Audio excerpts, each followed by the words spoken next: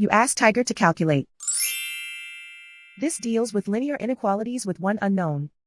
The final result is u equal or smaller than 45. Let's solve it step by step. Swap sides.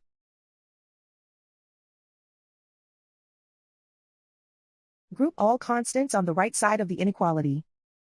Add 17 to both sides.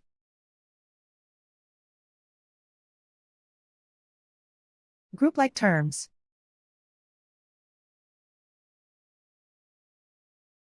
Simplify the arithmetic.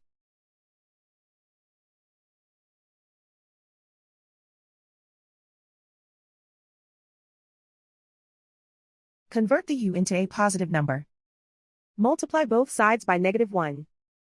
Whenever you multiply or divide by a negative, reverse the inequality sign.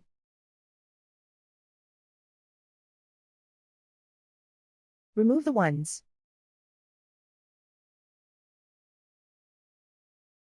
Simplify the arithmetic.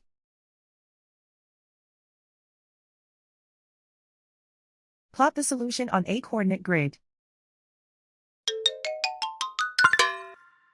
And so the final result is u equal or smaller than 45.